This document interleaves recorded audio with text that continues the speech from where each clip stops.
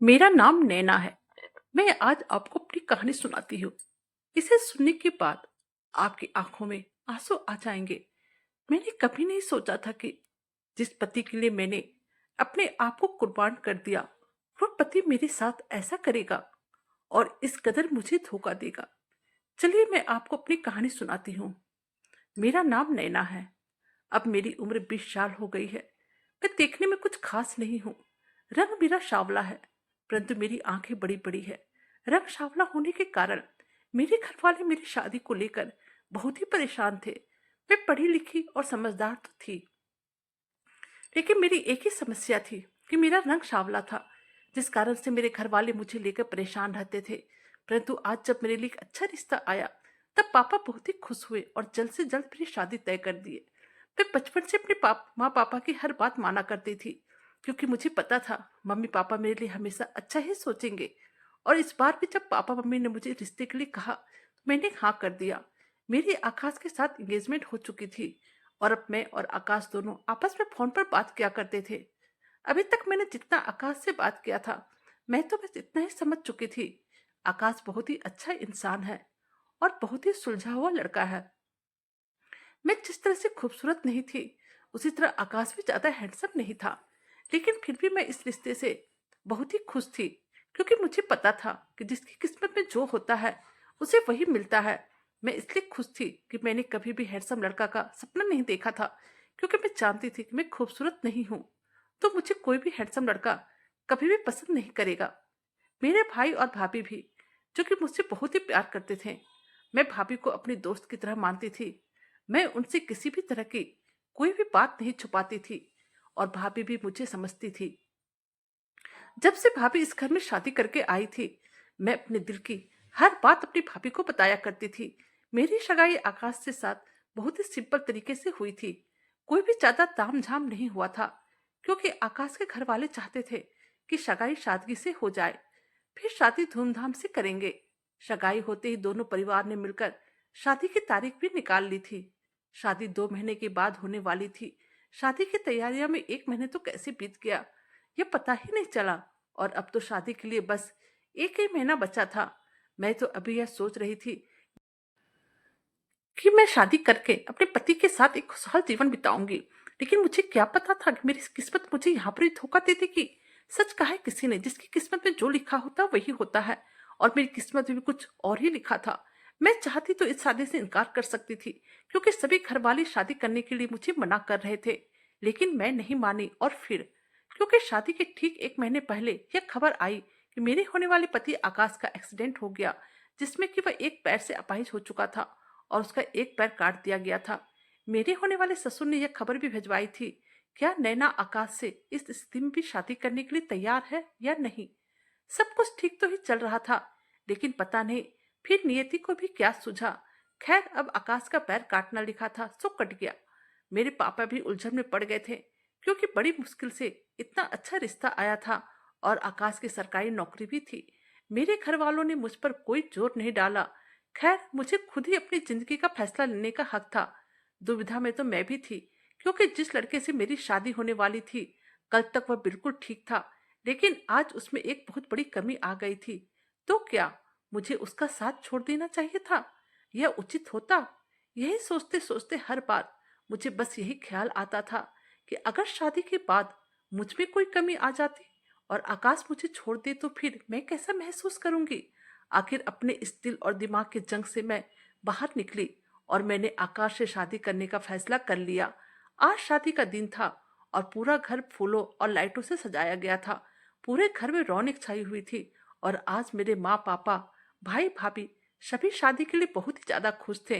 लेकिन आज मेरे अंदर बहुत ही बेचैनी हो रही थी कि पता नहीं मेरा आकाश से शादी करने का फैसला सही था या नहीं। फिर मैंने अपने मन को यह कहकर टाल दिया कि जो होगा वह अच्छे के लिए ही होगा। उसके बाद बड़ी धूमधाम से मेरी शादी आकाश के साथ हो गई और शादी करके मैं अपने ससुराल आ गई। आज मैंने पहली बार जब अपने ससुराल में कदम रखा, तो मेरे ससुराल वालों ने खूब अच्छे से मेरा स्वागत किया। ससुराल में सभी लोग बहुत ही अच्छे थे और अब मेरी जिंदगी आकाश के साथ बहुत ही अच्छे से कट रही थी। और इसी तरह शादी के कुछ साल तो बहुत ही अच्छे से गुजर गए। किस तरह से 5 साल बीत गए पता ही नहीं चला। आकाश ने नकली पैर भी लगा लिया था, जिससे कि उन्हें कहीं भी आने जाने में कोई परेशानी नहीं होती थी। मैं भी यह सोचकर बहुत खुश थी कि आकाश के मन से यह अफसोस निकल जाएगा कि वह अपाहिज है। अब मेरे शादी को 5 साल हो गए थे, लेकिन काफी इलाज कराने के बाद भी मैं अभी तक मां नहीं बन पाई थी। और अब मुझे ऐसा लगने लगा था कि मैं डिप्रेशन का शिकार हो गई हूँ। मुझे कहीं भी जाने में, किसी से भी बात करने में बिल्कुल भी मन अच्छा नहीं लगता था। भले आकाश ने मुझे ये कह दिया कि मुझे कोई दुख नहीं है कि मैं बाप नहीं बन पाया हूँ, लेकिन मैं तो बहुत ही दुखी थी और मेरा यह दर्द मेरे चेहरे से साफ झलकता था। मैं कितना भी अपने आप को कोशिश करती कि मैं अपने इस दर्द को किसी को नहीं दिखाऊंगी, लेकिन मेरा यह दर्द मेरे चेहरे पे नजर आ ही जाता था। और अब एक दिन मुझसे बर्दाश्त नहीं हुआ, तो मैंने आकाश से पूछ लिया कि मैं आपसे एक बात कहना चाहती हूँ, अगर ऐतराज ना हो तो एक बात कहूँ, क्यों ना हम एक बच्चा गोद ले ले। यह सुनकर आकाश का चेहरा गुस्से से लाल हो गया और उसने मुझे साफ साफ कह दिया कि मुझे सिर्फ अपना बच्चा ही चाहिए। फिर मैंने उसे कहा, आपको तो पता ही है कि मैं मां नहीं बन सकती हूँ। मेरी बात सुनकर आकाश बिना कोई जवाब दिए उठकर कमरे से बाहर चले गए। आकाश का ऐसा बर्ताव देखकर मेरा मन खट्टा हो गया और मैं सोचने लगी, भला यह क्या तरीका था अपना नजरिया रखने का। अगर आकाश को मेरी बात बुरी लगी तो उसे मिलकर बैठकर इस मुसीबत का हल निकालना चाहिए था, ना कि मुझे इस मझधार में छोड़कर यूं निकल जाना चाहिए था। मैंने यह महसूस किया कि अब आकाश में पहली वाली बात नहीं थी। वह अब मुझसे बहुत ही कम बात करता था। कमरे में आता भी था तो देर तक टीवी देखता रहता था और फिर सो जाता था। कभी कभी वह देर रात तक भी लौटने लगा था, तो मैं उससे अगर पूछती कि तुम इतनी रात को कहाँ थे, क्या तुम्हें मेरी एक जरा भी फिक्र नहीं है, तो ऐसा लगता था जैसे आकाश मेरी बात को सुन ही नहीं रहा है। मैं उसे जब बहुत ही गुस्से के साथ बोलती कि तुम्हें शर्म नहीं आती है, अपनी पत्नी को छोड़कर देर रात तक इधर उधर भटकते रहते हो। मेरी बात सुनकर आकाश उल्टा मुझ पर ही चिल्लाने लगता और कहता, शर्म मुझे नहीं बल्कि तुम्हें आना चाहिए, जो वंश चलाने के लिए मुझे एक बच्चा भी नहीं दे सकती। यह सुनते ही मेरे होश उड़ गए। आकाश के मन में मुझे लेकर अब क्या चल रहा है। मैं अब यह सोचने लगी, क्या एक औरत सिर्फ बच्चा पैदा करने के लिए ब्याही जाती है? वह क्या सिर्फ जरूरत की वस्तु होती है? जब मन हुआ उसे यूज किया और जब मन हुआ उसे मुंह फेर लिया। मैंने अब अपने आंसुओं को अपने आंखों से बहने नहीं दिया, क्योंकि मैं अपने आप को और भी ज्यादा कमजोर महसूस नहीं कराना चाहती थी। अब मैंने भी उसे कहा, मैं तुम्हारी बीबी हूँ और मुझे पूरा हक है ये जानने का कि तुम देर रात तक बाहर क्यों रहते हो। मेरी बात सुनकर आकाश कहने लगा, अच्छा अब समझा, तुम्हें जलन हो रही है। मैंने कहीं दूसरी औरत तो नहीं रख ली। मैंने भी कह दिया, तुम्हारा कोई भरोसा नहीं, तुम कुछ भी कर सकते हो। फिर वह कहने लगा, जब तुम्हें सब पता ही है तब तुम मुझसे सवाल जवाब क्यों कर रही हो? और अब बस ये समझ लो कि मैंने दूसरी रख ली। ये कहकर आकाश कमरे से बाहर चला गया और अपने फुट फुट कर रोने लगी। मुझे आकाश से इस तरह की उम्मीद बिल्कुल भी नहीं थी। कैसे कोई पुरुष इतनी जल्दी बदल सकता है? 5 साल तक हम दोनों एक दूसरे के साथ सुख दुख साझा करते रहे और अब ये इतना जल्दी कैसे बदल गया? मुझे तो कुछ भी समझ में नहीं आया। फिर मैंने अपने आप को संभाल लिया। आज आकाश के दूर के रिश्ते की मामी की लड़की सिमरन हमारे घर पर आई थी। उसके पापा नहीं थे और वह अपना ग्रेजुएशन पूरा करने के लिए हमारे घर पर रहने के लिए आई थी। वह करीब साल भर तक हमारे घर पर रुकने वाली थी। हालांकि मेरी सास नहीं चाहती थी कि सिमरन यहाँ पर रुके, लेकिन जब सिमरन की मम्मी ने कहा कि दीदी बिन बाप की बच्ची है, अगर थोड़ी पढ़ लिख लेगी तो आगे चलकर अपने पाँव पर खड़ी हो जाएगी और मेरे सारे दुख दूर हो जाएंगे, आप इन्हें अपने घर पे रहने दीजिए। मुझे आप लोगों पर पूरा भरोसा है कि आपकी निगरानी में मेरी बेटी अच्छे से पढ़ाई कर लेगी। आप तो जानते ही हैं बिन बाप की बच्ची को दुनिया वाले किस नजर से देखते हैं। मेरी सासू माँ अब कुछ न कह पाई और अब सिमरन हम लोगों के साथ ही रहने लगी। जाते जाते मामी जी बोल कर गई थी, मुझे पता है मेरी बच्ची को यहाँ पर कोई भी परेशानी नहीं होगी, तुम सब लोग उसे संभाल लोगे, क्योंकि इसके पापा के जाने के बाद तुम लोगों के अलावा मेरा और कौन है। अगर अपनों का सहारा ना मिला होता तो न जाने मैं कब की टूट चुकी होती। मामी को इस तरह कहते हुए देखकर सिमरन अपनी माँ को डांटते हुए कहने लगी, माँ क्यों हर जगह रोना लेकर बैठ जाती हो? फिर मामी जी बोली, क्या करूं बेटी, मैं अपने आप को रोक नहीं पाती। आज अगर तेरे पापा जिंदा होते तो मुझे इतना भाग दौड़ नहीं करनी पड़ती। अब मैंने मामी जी से कहा, मामी जी आप बिल्कुल निश्चिंत रहिए, हम सिमरन का वैसे ही ख्याल रखेंगे जैसे आप उसका अपने घर पे रखती थी। यह सुनते ही मामी जी ने अपने आंसू पोंछ लिए और फिर सिमरन को हम लोगों के भरोसे छोड़कर अपने गांव लौट गई। आकाश ने सिमरन को उसका कॉलेज दिखाया और उसका दाखिला भी करवा दिया। सिमरन की जरूरत का हर सामान भी खरीदा गया और यह सारा खर्चा आकाश ने ही किया था। मुझे इस बात से कोई ऐतराज नहीं था, लेकिन मैं कुछ दिनों से देख रही थी अब आकाश सिमरन का कुछ ज्यादा ही ख्याल रखने लगा था। सिमरन के खाने पीने से लेकर हर छोटी से छोटी जरूरत के लिए वह हमेशा अपना मोटरसाइकिल स्टार्ट कर देता था। वह पत्नी से ज्यादा गैरों को अहमियत देने लगा था। मैं कुछ आकाश से कहती थी तो आकाश एक कान से सुनकर दूसरे कान से निकाल लेता था। मैं सासू माँ से कुछ कहती तो वह भी अपने बेटे का ही पक्ष लेने लगती थी। ना जाने माँ बेटा को बीच में कौन सी बातें होती रहती थी। एक दिन मुझसे रहा नहीं गया तो मैंने आकाश से पूछ लिया, क्या सिमरन अब आपके लिए मुझसे ज्यादा अहमियत रखने लगी है? मेरी बात सुनकर आकाश कहने लगे, यह तुम कैसी बातें कर रही हो? तुम्हें तो पता है कि सिमरन बिन बाप की बेटी है। तो अब मैंने भी आकाश से कह दिया, तो क्या आप बाप की भूमिका निभा रहे हैं जो कि उसकी हर जरूरत को पूरा कर रहे हैं? मेरी बात सुनकर आकाश एकदम से गुस्से में आ गया और कहने लगा, तमीज से बात करो, तुम अपनी हद पार कर रही हो। मुझे समझ में आ गया था कि अगर आज मैं चुप रहूंगी तो फिर आकाश हमेशा मुझे दबाते रहेंगे। मैंने अपना सर ऊंचा किया और कहा, मैं चुप नहीं रहूंगी बल्कि और चिल्लाऊंगी। वह कहने लगा, आहिस्ता बोलो, घर वाले जाग जाएंगे। मैंने कहा, आज सभी को पता चल जाना चाहिए कि आपके मन में क्या चल रहा है, और यह बिल्कुल मत समझना कि मैं डर कर चुप बैठ जाऊंगी और चुपचाप सारा तमाशा देखूंगी। मासूम बनकर सिमरन को चकमा देना मुझे नहीं, क्योंकि मैं अब तुम्हारी नस नस से वाकिफ हो गई हूँ। मैं पिछले एक हफ्ते से तुम्हें दवाई लाने के लिए कह रही हूँ, लेकिन तुम्हें तो कुछ सुनाई ही नहीं देता है। तुम्हें तो अब सिर्फ सिमरन की जरूरत का ही याद रहता है। बार बार सिमरन का नाम लेने के कारण आकाश कहने लगा, बार बार उसका नाम मत लो वरना अच्छा नहीं। और यह कहकर आकाश कमरे से बाहर निकल गया। दोनों की लड़ाई की आवाज सुनकर आकाश की माँ जाग चुकी थी। अब वो मेरे पास आकर मुझे कहने लगी, क्यों इतना चिल्ला रही हो?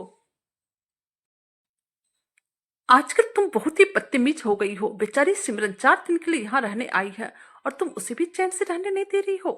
वह भला क्या सोचती होगी? अब मेरी सास मुझे और भी तरह तरह की बातें सुनाने लगी, ताना देने लगी और कहने लगी, क्या रे बहू, तुम्हारे संस्कार यही सिखाते हैं कि अतिथियों के साथ ऐसा बुरा सलूक करो? अपनी सास की ऐसे ताने सुनकर मेरा दिल छलनी हो गया और अब मैंने भी अपनी सास से कहा, आपका बेटा मेरे साथ क्या करता है? क्या आपने कभी ये जानने की कोशिश की वो मेरे साथ क्या कर रहा है और क्या नहीं कर रहा है? कुछ भी तो नहीं छुपा है। फिर मेरी सास मुझे ही कहने लगी, इसके लिए तो तुम ही जिम्मेदार हो। और अब तो मुझे अपनी सास की बात सुनकर बहुत ही ज्यादा गुस्सा आ गया। मैंने कहा, तो क्या मैंने सिमरन को यहाँ लाने के लिए कहा था? वह बोली, तुम इस बात में बेवजह सिमरन को मत घसीटो, क्योंकि तुम अच्छी तरह से जानती हो कि पति पत्नी के बीच के रिश्ते की डोर औलाद से मजबूत होती है। तो क्या अब यह उम्मीद सिमरन में देखी जा रही है? मेरी इस सवाल से मेरी सास चिढ़ गई और कहने लगी, बेशर्मी की भी कोई हद होती है। आज मैंने भी अपना आपा खो दिया और सास को कहने लगी, बेशर्मी तो कोई आपसे सीखे, और बेशरम मैं नहीं बल्कि आप हैं जो अपनी बेटी की गलतियों में भी उसे सपोर्ट कर रही हैं। आज मैं कुछ भी छुपाने की मूड में नहीं थी। आज जो कुछ भी मेरे दिल में था वह सब कुछ मैं कह जा रही थी, लेकिन मेरी सास भी चुप रहने में से नहीं थी। इसलिए उन्होंने कहा, हाँ करती हूँ, मैं अपने बेटे की सपोर्ट और आगे भी करती रहूंगी। तुम्हें रहना है तो रहो और नहीं रहना है तो मत रहो। यह कहकर मेरी सास कमरे से बाहर जा चुकी थी। अब मेरी आंखों में आंसू आ चुके थे और मैं बिस्तर पर लेटे लेटे यही सोचने लगी कि एक मैं ही थी जो ये जानते हुए कि आकाश अपाहिज है, मैंने उसे अपना धर्म समझा और उसका साथ निभाया। और आज वही आकाश मेरे बांझ होने को इतनी बड़ी विकलांगता समझ रहा है, मुझसे छुटकारा पाने तक की सोचने लगा है। कोई इतना जल्दी कैसे बदल सकता है? आकाश, ये वही आकाश है जिसने सुहागरात वाली रात को मेरे माथे को चूमकर कहा था कि ये तो मेरे सौभाग्य है जो मुझे तुम जैसी विशाल हृदय वाली जीवन संगनी मिली हो। और तो और आकाश ने यह वादा भी किया था कि मैं तुम्हें यकीन दिलाता हूँ, कभी भी अपनी तरफ से तुम्हें शिकायत का कोई मौका नहीं दूंगा। और आज आकाश इतना गिर गया है कि उसे रिश्तों की मर्यादा का भी ख्याल नहीं रहा और तो और पता नहीं मेरी सास को क्या हो गया, जो सब कुछ जानते हुए भी अनजान बन रही है और अपने बेटे का साथ दे रही है। आज मेरे पापा की तबीयत ठीक नहीं थी, तो भाई ने मुझे बुलाया, तो मैं मैके आ गई। मैके आने के बाद मन हुआ कि सारी हकीकत सभी को बताकर मन हल्का कर लूं, लेकिन फिर हिम्मत नहीं हुई। सोचा कि पहले से पापा की तबीयत ठीक नहीं है और ऐसे में उन्हें यह सब पता चलेगा तो वह टेंशन में आ जाएंगे। मैंने बाकी सबसे तो अपना हाल छुपा लिया, लेकिन अपनी भाभी की नजरों से नहीं छुपा सकी। मुझको अकेला पाकर भाभी ने मुझसे मेरी उदासी के बारे में पूछ लिया। पहले तो मन हुआ कि बात को टाल दूं, लेकिन कब तक टाल पाती। आखिर मैंने भाभी को अपने ससुराल की सारी हकीकत बता दी और फिर भाभी ने सारी बात भैया को बता दिया। यह सब सुनते भैया गुस्से से लाल हो गए, क्योंकि कोई भी भाई अपनी बहन को दुखी नहीं देख सकता है। सुबह नाश्ते की टेबल पर भाई ने आकाश के बारे में पूछा और फिर मुझे कहने लगे, अब चाहे जो हो जाए तो अब उसके पास नहीं जाएगी, तो अभी के अभी उसे फोन लगा। मैं उस बेहुदा इंसान से अभी उससे बात करता हूँ। लेकिन मैंने किसी तरह से अपने भाई को समझा लिया और फिर 1 महीने रहकर जब भारी मन से वापस अपने ससुराल जाने लगी, तो भाभी ने सीने से लगाते हुए कहा, दीदी आप बिल्कुल भी चिंता ना करें, आपके लिए इस घर के दरवाजा हमेशा के लिए खुले हैं। भाभी को माँ का दर्जा यूं नहीं दिया जाता है। मैं खुद नहीं खाऊंगी पर आपको भूखा नहीं रखूंगी, यह मेरा वादा है आपसे। अगर आप बात नहीं बनती है तो निसंकोच चले आइएगा। मैंने भी भारी मन से भाभी को कहा, मैं कोशिश करूंगी भाभी कि मैं आकाश को सही रास्ते पर ले आऊं। लेकिन जब मैं अपने ससुराल पहुंची और वहां जो दृश्य देखा, मेरे पैरों तले जमीन खिसक गई। सिमरन की मांग में सिंदूर भरा हुआ था और यह देखकर मैं सोचने लगी, कहीं सच में आकाश ने सिमरन से शादी तो नहीं कर ली। यह सब सोचकर मैं कांप उठी और तेजी से चलकर अपने कमरे में चली आई। आकाश बिस्तर पर लेटा हुआ था। मैंने उसे झंझोर कर उठाया और पूछा, यह मैं क्या देख रही हूँ? सिमरन की शादी कब हुई और कौन है उसका पति? मेरे इस सवाल से पहले तो सभी ने नजरें चुराने की कोशिश की, पर ज्यादा देर तक पर्दा नहीं डाल सके। उसके बाद आकाश बेशर्मों की तरह बोले, तुम जो समझ रही हो वही सच है। मैं गुस्से से तमतमा उठी और आकाश से कहा, तुमने सिमरन से शादी कर ली मेरे रहते हुए? तुम्हारी हिम्मत कैसी हुई दूसरी शादी करने की? तब आकाश ने कहा, हाँ कर ली मैंने दूसरी शादी, और तुम ये अच्छी तरह से जानती हो कि मुझे अपना खुद का बच्चा चाहिए। मैंने कहा, तो क्या तुमने एक बार भी मुझे बताना जरूरी नहीं समझा? तब उसने कहा, अगर बता देता तो तुम इजाजत देती क्या? मैंने कहा, हो सकता मैं तुम्हें इजाजत भी दे देती। यह सुनकर आकाश खुश हो गया और कहने लगा, मुझे तुमसे यही उम्मीद थी। इतना कहकर जैसे आकाश मेरे करीब आने लगा और मुझे अपनी बाहों में प्यार करने का नाटक करने लगा, मैंने उसे झटक दिया। मुझे इतना गुस्सा आ रहा था कि मैं बता नहीं सकती हूँ। मेरी क्रोध की कोई सीमा नहीं रही, तो ना रो पा रही थी और ना ही हंस पा रही थी। लेकिन फिर मैंने खुद को संभाला और सोचा, अब जो हो गया उसे बदला तो नहीं जा सकता है। वैसे भी इस पुरुष प्रधान देश में हमेशा पुरुष की ही चली है, इसलिए मैंने भी परिस्थितियों से समझौता करना ही उचित समझा। लेकिन फिर एक बार आकाश को उसके भूल का एहसास दिलाने से नहीं चुकी और मैंने उससे कहा, तुम अच्छी तरह से जानते हो कि बंद शब्द एक स्त्री के लिए गाली से कम नहीं होता, और फिर उस स्त्री के लिए तो और भी ज्यादा, जो इस कलंक के साथ अभिशापित जीवन जीने के लिए मजबूर हो। मुझे दुख इस बात का नहीं है कि तुमने सिमरन से शादी कर ली, दुख इस बात का है कि तुमने मेरे पेट में चूल्हा खोपा है और मैं विश्वास का कत्ल किया है।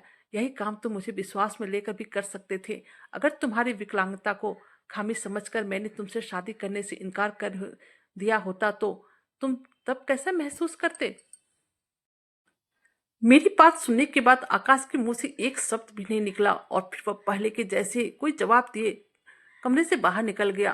खैर, यह समाचार अब मेरे मायके तक भी पहुंच गया और फिर मेरे भाई मेरे ससुराल जाकर सभी पे जोर जोर से बरसने लगे। भाई इतना गुस्सा में थे, कहने लगे, आकाश को मैं बर्बाद करके ही छोड़ूंगा। उसकी हिम्मत कैसी हुई दूसरी शादी करने की? मैं ही जानती हूँ उस समय मैंने भाई को किस तरह से शांत करने की कोशिश की, लेकिन भाई तो शांत होने का नाम ही नहीं ले रहा था। वह अभी भी सबको धमकी दे रहा था कि मैं चुप रहने वालों में से नहीं हूँ, मैं तुम सबको पुलिस में रिपोर्ट करूंगा, इस आकाश की तो मैं ऊपर शिकायत करूंगा। दर दर की ठोकर न खिलाई तो मेरा नाम भी अमन नहीं।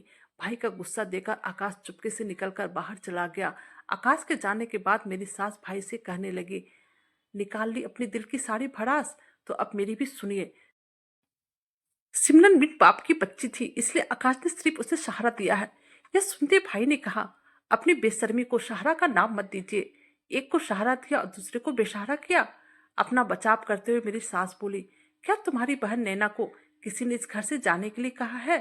फिर भाई ने कहा, निकल ही जाएगी, अब इस घर में उसका क्या काम? तब सास बोली, यह तो उसकी मर्जी है, वरना ना तो मैं चाहूंगी और ना ही आकाश चाहेगा कि वह इस घर से चली जाए। इस घर में इसका जो दर्जा है वह हमेशा ही बना रहेगा। अभय कहने लगे, आप अपनी खोखली बातों से मुझे बदलने की कोशिश मत कीजिएगा। इतना कर भाई ने मेरी तरफ देखा और कहा, तुम अभी के अभी अपना सामान बांध लो और अब तुम्हें एक पल के लिए भी इस घर में रहने नहीं दूंगा। मैंने कहा, नहीं भैया, मैं अपना घर छोड़कर नहीं जाऊंगी। आज भी हमारा समाज किसी भी औरत को मायके में स्वीकार नहीं करती। यह कहते कहते मेरी आंखों में आंसू आ गए थे। मैंने कहा, चाहे जो भी हो जाए, मैं अपने ससुराल की चौखट पर ही अपना दम तोड़ना पसंद करूंगी, मगर मायके नहीं जाऊंगी। यह सुनकर भाई की आंखें भर आई तो मैंने कहा, मैं कमजोर औरत नहीं हूं भैया, अपने अस्तित्व के लिए मैं कभी भी कमजोर नहीं पड़ूंगी। मेरी हिम्मत देख भाई को थोड़ी तसल्ली मिली, लेकिन फिर जाते जाते उसने मेरे सर पर अपना हाथ रखते हुए कहा, तुम जब चाहो तुम्हारे मायके का दरवाजा हमेशा के लिए खुला रहेगा। भाई के जाने के 2 घंटे बाद ही आकाश घर लौट आए और आते ही मुझे अपनी अकड़ दिखाने लगे। मैंने भी उन्हें कह दिया, अपनी औकात में रहो, नहीं तो तुम सोच भी नहीं सकते हो कि मैं क्या कर सकती हूँ। मेरा यह रूप देखकर आकाश एकदम से शांत हो गया और अब कुछ दिनों के बाद ही आकाश ने मुझे एक अलग से फ्लैट खरीद कर दे दिया। पहले तो सोचा कि मैं इस घर में ही रहकर अपने हिस्से के लिए लड़ूंगी। कभी कभी तो मन हुआ कोर्ट जाकर वकील से बात भी करूं, लेकिन फिर यह सोचकर कदम पीछे कर लिया कि फायदा क्या होगा।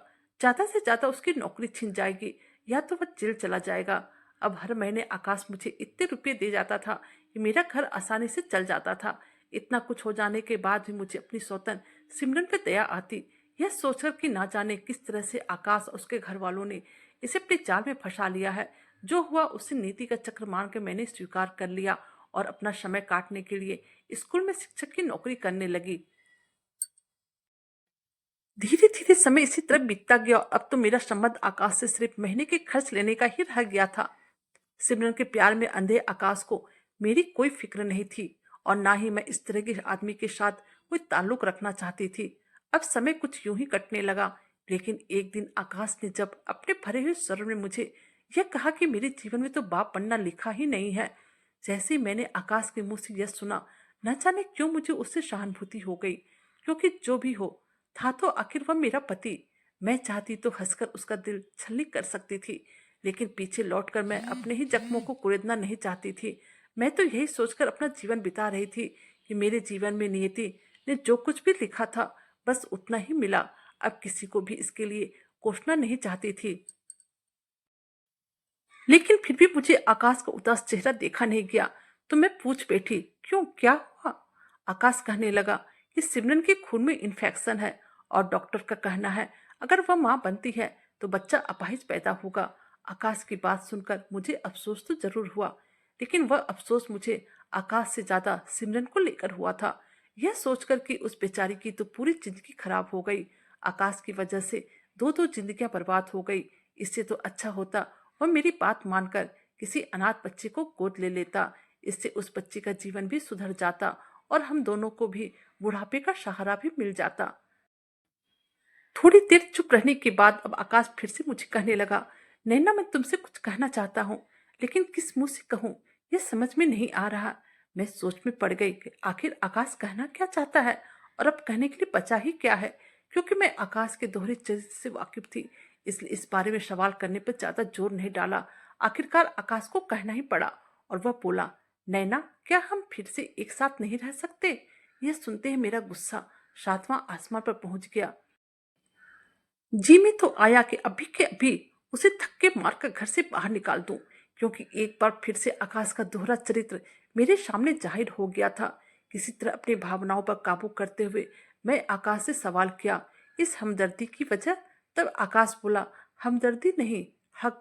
मैं तो सोच भी नहीं सकती थी आकाश अपनी बेशर्मी की सारी हदें पार कर देगा, लेकिन इस बार मैं भावनाओं में नहीं बही और मैंने आकाश से कहा, जब सिमरन को घर ले आए और उसे अपनी जिंदगी में मेरी जगह दे दी तब यह ख्याल नहीं आया था? वह बोला, मैं भटक गया था और अब मैं अपनी गलती सुधारना चाहता हूँ। उसकी बात सुनकर मैं बिल्कुल चुप ही रही। आखिर उसके दिमाग में क्या चल रहा है यह मैं जानना चाहती थी। जब उसने देखा कि मैं बिल्कुल चुप हूँ, कुछ भी नहीं कह रही हूँ, तब वह कहने लगा, नैना, मैं चाहता हूँ कि तुम टेस्ट ट्यूब तकनीक से मेरे बच्चे की माँ बन जाओ। ये सुनते ही मुझे बहुत हंसी आ गई और मैं जोर जोर से हंसने लगी। मैंने व्यंग करते हुए कहा, आकाश, तुम मेरी राय से तीसरी शादी कर लो, यही सही रहेगा। लेकिन अब आकाश मेरे सामने हाथ जोड़कर गिड़गिड़ाने लगा और कहने लगा, मुझे माफ कर दो, मैंने तुम्हारे साथ नाइंसाफी की है। मैंने कहा, चलो माफ कर दिया तो क्या। इतना सुनते उसका चेहरा खिल गया। तब मैंने उससे कहा, जैसा तुम सोच रहे हो वैसा कुछ भी नहीं होने वाला है। अच्छा होगा तुम मुझे मेरे हाल पर छोड़ दो। तमाम कोशिशों के बाद भी आकाश की दाल नहीं गली तो वह मरे मरे कदमों से चलकर दरवाजे की तरफ बढ़ने लगा। तब उसकी हालत देखकर मुझे रहा नहीं गया और उसे मैंने अपनी मन की बात कह दी, जो इतने दिनों से मेरे मन में चल रहा था। मैंने उसे कहा, सौतन लाकर तुमने पत्नी के अस्तित्व को गाली दी है, इससे तुम्हारे बाप बनने का सपना कभी पूरा नहीं होगा। और उसके बाद आकाश के जाते ही मैं बिस्तर पर गिरकर फूट फूट कर रोने लगी। दोस्तों, सच कहा है किसी ने, एक स्त्री और पुरुष के स्वभाव में यही फर्क होता है कि हमारे समाज का पुरुष अपनी पत्नी को पांव की जूती समझकर जब चाहे उसे अपनी जिंदगी से बाहर निकाल फेंकते हैं और अपने खोखले नियमों का पालन करने के लिए जब चाहे दूजा ब्याह कर लेता है, क्योंकि हमारे धर्म के ठेकेदार ने पुरुषों को खुला छोड़ दिया है और सारे नियम कानून औरतों के जिम्मे में बांध दिया है। तभी तो सारे व्रत सिर्फ औरतों के लिए ही होते हैं। लेकिन एक पुरुष यह भूल जाता है कि वक्त का पहिया हर एक की जिंदगी में बदलता है और तब उस वक्त के आगे किसी की भी नहीं चलती है। ऊपर वाला सब देखता है और सबका हिसाब भी रखता है। इसलिए अपने किए हुए पापों का भुगतान लोगों को इसी पृथ्वी पर भुगतना ही पड़ता है, जैसे आकाश को भुगतना पड़ा। जिस बच्चे की चाह में उसने नैना को अकेला छोड़ दिया था, शायद उसे अपनी इस जिंदगी में कभी वह सुख नसीब ना हो। यही नियति का खेल है। आपको कहानी कैसी लगी प्लीज कमेंट कीजिएगा। अगर आप हमारे चैनल पर नए हैं तो हमारे वीडियो को लाइक, सब्सक्राइब और शेयर कीजिएगा। Thank you.